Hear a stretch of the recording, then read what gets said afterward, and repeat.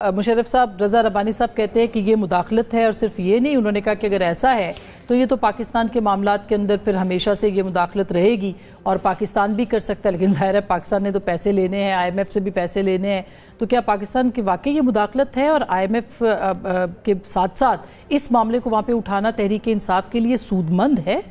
دیکھیں، ایک تو یہ کہ یہ مداخلت کسی طرح سے نہیں ہے، کیونکہ امریکہ اپنے پارلیمان میں اپنے جو شہری ہیں اور اپنا جو وزارت خارجہ ہے اس سے پوچھ رہے ہیں کہ یار یہ ایک ملک ہے اور یہاں پہ ہمارے جو امریکن ہیں یہ بڑے ناراض ہیں، غصے میں ہیں، اور ہماری جیسی بھی جمہوریت ہے، اور امریکہ کی جمہوریت تو ننگی ہو گئی ہے سب کے سامنے جب سے غزہ میں انہوں نے جو کیا ہے، ان کی حکومت نے، یہی حکومت ہے اور یہی کانگریس مین ہیں جو غزہ میں جو ہو رہا ہے اس کو سپورٹ کر رہے ہیں فلی، تو یہ بھولنا نہیں چاہیے۔ لیکن کیا کیونکہ ہم ناراض ہیں امریکی جمہوریت سے تو ہم یہ کہنا شروع کر دیں کہ اگر وہ پاکستان کے بارے میں بات کریں تو وہ مداخلت نہیں ہے؟ ہاں، کیا پاکستان کی کچھ ایسی ولنریبلٹیز ہیں جن کو پاکستان کے دوست اور دشمن دونوں اپنے انٹرسٹ کے لیے اس کو استعمال کرتے ہیں؟ بہت ساری ایسی ولنریبلٹیز ہیں۔ پاکستان میں انسانی حقوق پر بھی پہلے ہیئرنگز ہو چکی ہیں، پاکستان کی جمہوریت کی نوعیت پر بھی ہیئرنگز ہو چکی ہیں، پاکستان اور چین کے تو یہ نئی بات نہیں ہے، یہ ہیئرنگ ہونا نئی بات نہیں ہے، لیکن جو ایک نئی بات ہے جو میں سمجھتا ہوں، میں بذات خود داد دیتا ہوں پاکستانی امریکن کمیونٹی کو، وہ یہ کہ یہ ہیئرنگ اس لیے نہیں ہوئی کہ اندر سے امریکی حکومت کے اندر سے یہ سوال اٹھا، انہوں نے سوچا یار کلنٹن جا رہی ہے پھر سے دباؤ لگاتے ہیں۔ آپ کو یاد ہوگا جب بھی آتی تھی ہیئرنگز ہوتی تھیں اور وہ خوب جو ہے بیان بازی کرتے تھے، یہ وہ والی ہیئرنگ نہیں ہے، یہ پاکستانی امریکن کمیونٹی نے موبلائز کیا ہے۔ اب ان کے ساتھ اور ان کا انفلوئنس ہے، جیسے انور صاحب کہہ رہے ہیں 100% یہ پاکستانی امریکن کمیونٹی کا انفلوئنس ہے۔ اب ان کے ساتھ میرے اور آپ کے اختلافات ضرور ہو سکتے ہیں کہ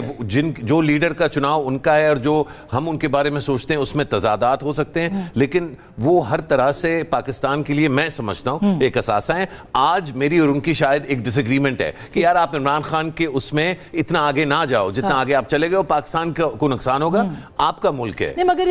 لیکن اس کا یہ مطلب نہیں ہے کہ ہم اس کو نظر انداز کر دیں یا ہم کہیں کہ یہ اہم نہیں ہے یا ہم کہیں کہ یہ مداخلت ہے یا کوئی پاکستان کے خلاف سازش ہے۔ نہیں، اگر پاکستان نہیں چاہتا اس طرح کی ہیئرنگز تو شاید پاکستان کو اپنے جو اندر خانے معاملات ہیں ان کو شاید بہتر چلانا چاہیے۔ جو معیشت کی بات ہے، میں آخر میں آتی ہوں ڈاکٹر صاحب آپ کی طرف، لیکن فہد صاحب یہی بات ہے کہ اگر مداخلت سائفر کے معاملے پہ تھی تو پھر یہ پاکستان کے انتخابات کے معاملے کو وہاں پہ گھسیٹنا یہ مداخلت نہیں ہے، یہ کاؤنٹر نیریٹو آ رہا ہے اگر ہم حکومتی لوگوں کے بیانات کو۔ آپ کو کیا لگتا ہے اس سے ظاہر ہے کہ فائدہ نقصان ایک طرف، پاکستان کے معاملات جو ہیں وہ امریکی کانگریس میں کیا طے ہوں گے، اور کیا یہ رستہ کھل جائے گا کہ آئندہ بھی جو معاملات ہیں جیسے ہیومن رائٹس کی بات ہو رہی ہے باقی بھی ان کے لیے وہاں پہ ہیئرنگز ہوتی رہے؟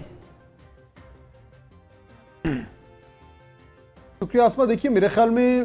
دو الگ چیزیں، ایک تو یہ کہ یہ ہیئرنگ ہونا اور اس کا پاکستان کے اوپر کیا امپیکٹ ہونا پاکستان کی ڈومیسٹک پالیٹکس پہ اور پاکستان کے امریکہ کے تعلقات میں۔ تو دیکھیے ڈومیسٹک پالیٹکس کے حوالے سے یہ امپیکٹ تو ہو گیا کہ کل اور آج جو ہے سارا دن ہمارے میڈیا میں یہی گفتگو ہو رہی ہے، یہی مین سٹوری ہے، اخبارات کے فرنٹ پیج پہ بھی یہی معاملہ ہے اور ہر طرف بحث بھی یہ ہو رہی ہے، تو یہ امپیکٹ تو ہو گیا۔